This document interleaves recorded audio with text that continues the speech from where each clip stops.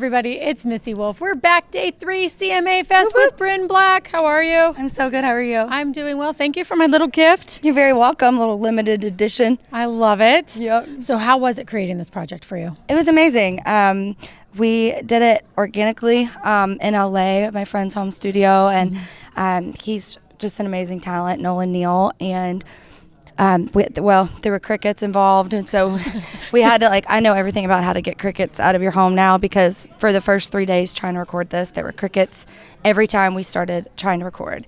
Yeah, so we exterminated them. There's nothing more annoying than a really loud cricket that you cannot find. Oh, yeah, I know. And it was so bad. We were trying to record the acoustic guitars and whisper stuff, and every time we pressed record, the cricket would start. Oh my God. We ended up using frankincense. I put it in a oil diffuser and it was the wood paneling, and I put a hole in the wood paneling and stuck it in there, and all the crickets came out of the front of the house. Oh my God. It was amazing. But then we got to record, and we finally did, and it was awesome. I don't think I've heard a funnier story than like that. I would have screamed. I just would have been screaming and running. Oh, I got on the roof of this house. I was like, we need to get this done. Because the exterminator, he came out, but it didn't do anything. The cricket was still there. It was determined to mess with us, but there's no cricket sounds in that recording. So if you have a cricket problem, call me. You need to call Brinn. Oh my gosh, that is crazy. Now, we are trying everything. I've had horror stories with crickets, but I haven't heard one that funny. Funny. I used to work at a pet store, and I was pregnant with my first daughter, and the guys would come in needing to feed their reptiles, and they would request that I was the cricket scooper. No.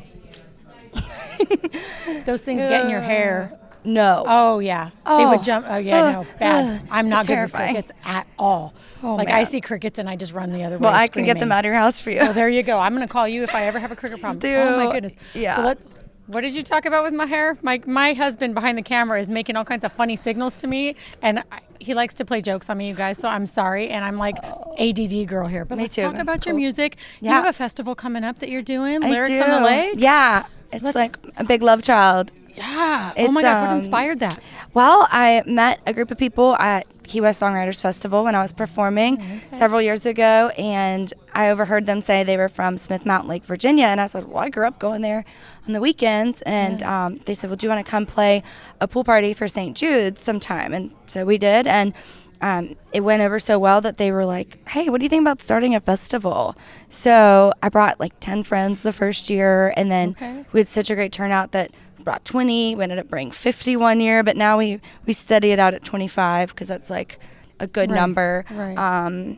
And yeah, so it's a 3-day festival at Smith Mountain Lake. It's called Lyrics on the Lake in the Blue Ridge, and we raise money for a nonprofit we created called the Musicpreneur Storehouse, as well as the Children's Miracle Network hospitals. So, yeah. Oh my gosh, that is so amazing. It's really fun. So anybody out there, you have a dream and you want to make it a reality, that's just proof that you can. I mean, you have an idea. It's a great idea.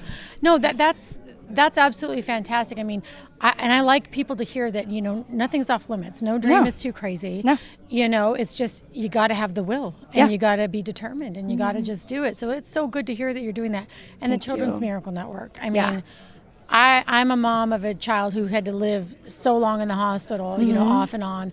My good friend, her son is in and out of the hospital all the time too, and that's actually where our boys met, was in the hospital. Oh my gosh. But having artists to come and help and support and show how much they care for these children, it does a world of wonder for the family. Oh, for Not sure. just the patient, but the families.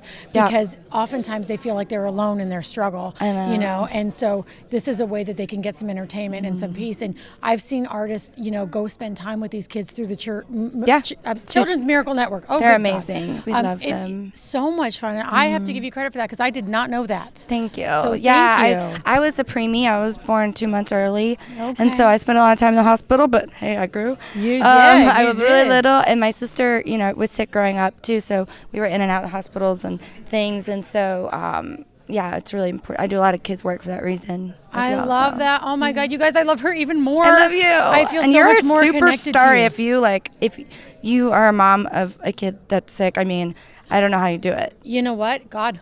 I know. Yeah, that's what my mom says too. It's, I don't do anything without God and without the support of my family and friends. And even when you feel like you're alone, all you have to do is remember that there are somebody else, somewhere else, who has it worse than you.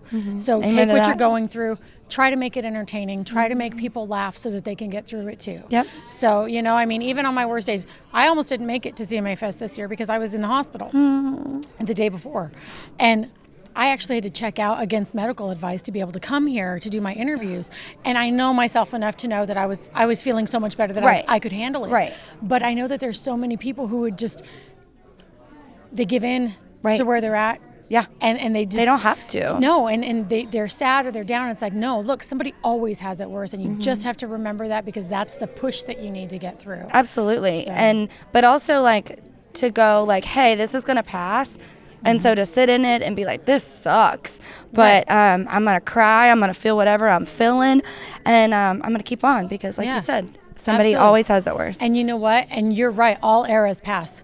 Every era passes. It's just a matter of moments. You know? It is. I mean, I've lost a lot of people in my short life. Unfortunately, my fiance died 6 years ago, and my grandma passed about a month after him, and then my dad passed 2 years ago, and but you're right. God gets you through that. I mean, it's when you feel like you've lost everything. Absolutely. You have nowhere else to turn but to God and to faith, because I mean that's why I'm sitting here too. And absolutely. And I'll tell you, and I haven't told many people this, and not on camera at all. Thanks for sharing. But my son, who was in the hospital, was a twin. His twin sister didn't make it. I'm so sorry. That the month of May is always like the toughest month for me. Yeah. So one of the things and I'm just going to share this with you because I feel like you could do this and it would probably be really great. I did a memorial garden for her. So, and that's why I'm tan. I've been spending all my time in the sun tending to my garden. Talking to her. And I've been talking to her, and I just watching those flowers bloom every day, watching the different things. It's just, and there's a little hummingbird feeder. And so every time something comes and there's something new there, I just feel like it's her saying, I'm here, I'm with you. And I cry a lot. Yeah, you have to cry. We all do.